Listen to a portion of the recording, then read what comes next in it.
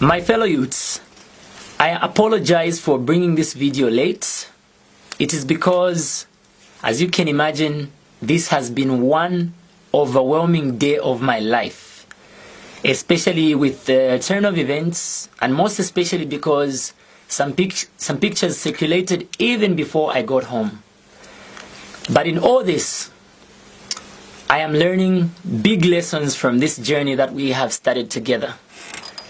And I have noted some of your comments, and I respect all of them, especially because you and I are advocating for the same freedom of expression, and you're simply expressing yourselves and your opinions. I want to start by emphasizing two things. One, I have not been bought.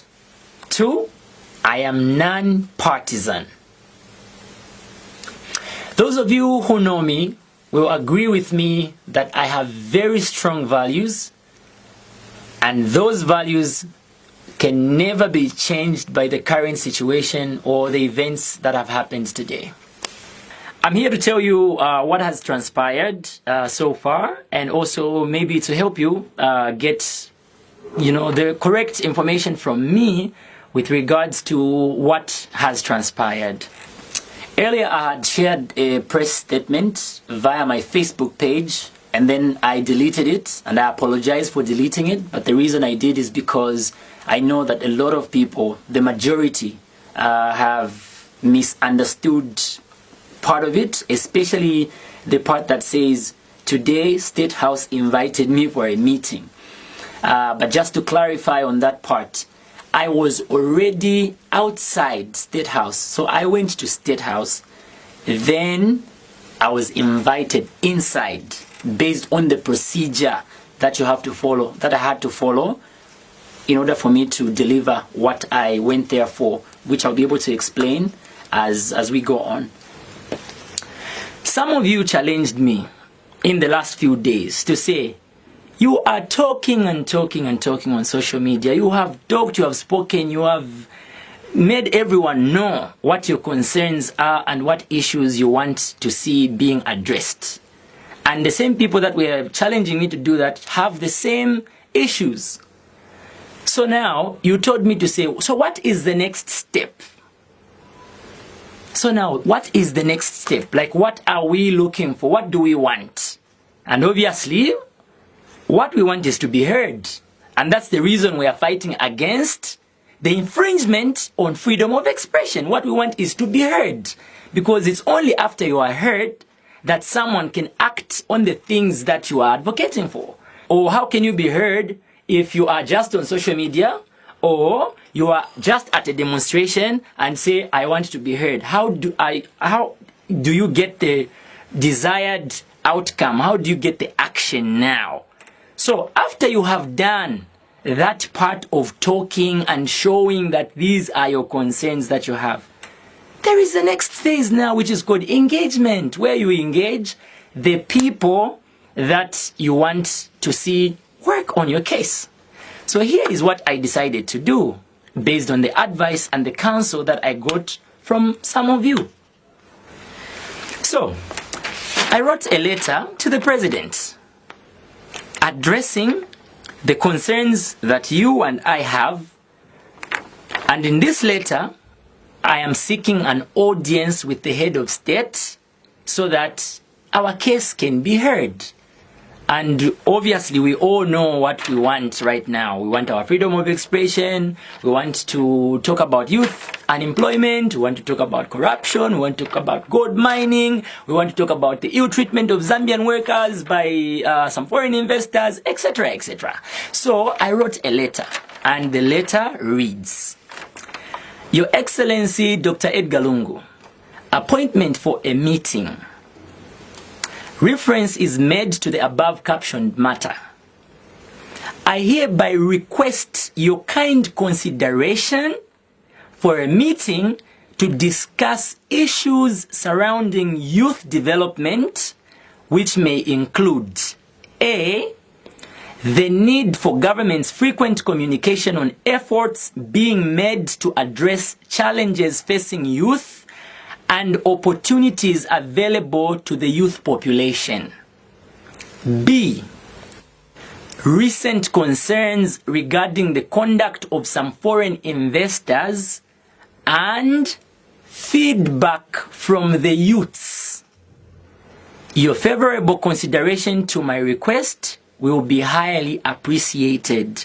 Yours faithfully, Brian Wembia, music artist / activist. Signed. Now, this letter that I wrote has to go to State House. So how does it go to State House? I have to take it to State House.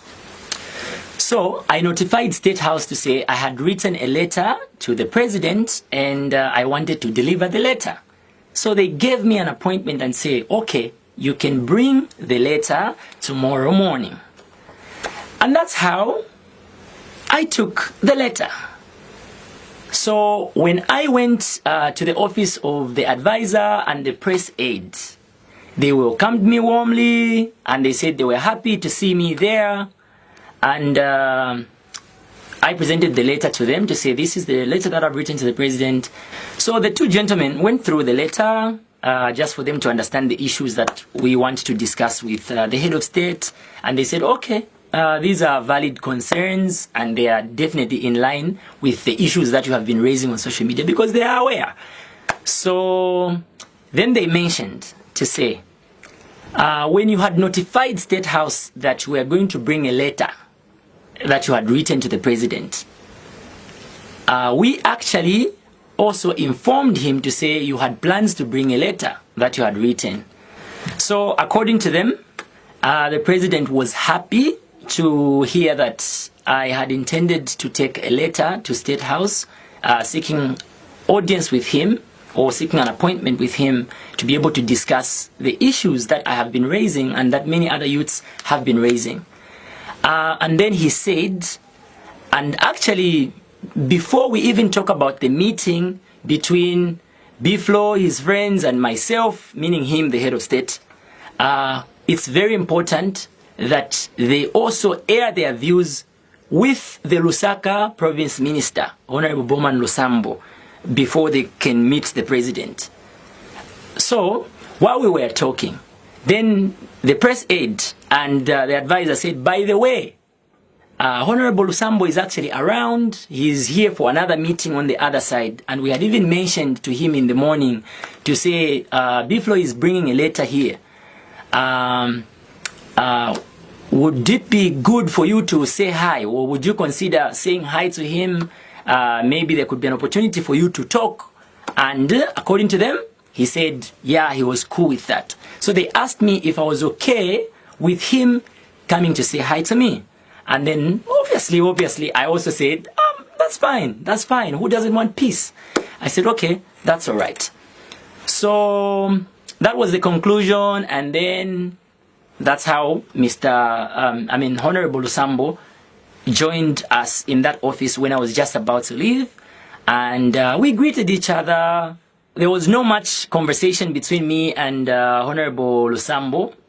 Basically, he mentioned that he is ready to be advised. He said, my office is open, you can advise me, and other youths can advise me. And basically, that was what it was about. And then he said, oh, I need to rush back into the other meeting. So he was about to leave. So he requested that we take a picture together, and we took 1, 2, 3 pictures together with the other people that were in the office. And that's how we said bye to each other. Bye-bye, bye-bye. Oh, by the way, I did not have my phone, so I wouldn't have gone live, and I wouldn't have taken a picture using my phone because you're not allowed to go into the State House with a phone, so I didn't have mine. And that was it. So the $1 million question is, what is the way forward? And the way forward is, we are not backing down. So, step 1, we have presented a letter awaiting feedback from the head of state to know whether he will be able to give us audience or not. And that is up to him. If he says he's going to meet with us, then we need to mobilize ourselves and agree on who is going to represent the youth movement and who is going to speak, and then we can sit down, all of us, and now agree on the points and exactly how we will present them so that our case can be heard. If our request is declined, it so happens that vakana to say I cannot have a meeting with these people, what do? We come back. We go back to the drawing board and now decide to say, what are we going to do next? So what course of action are we going to take to ensure that we are heard and all our concerns are put into consideration? So that is the way forward. Step 2. The Provincial Minister for Lusaka Province, Honorable Bowman Lusambo, has to apologize to us, the youths. And that's what we continue to demand for until it happens, because that will make us happy. Let us stay focused on key development issues and not conflict.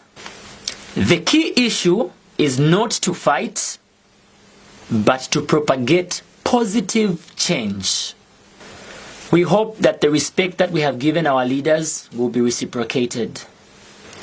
In conclusion, the revolution continues. Let us continue to use our various platforms to air our views and to enjoy our freedom of expression. Like I always say, we are stronger together.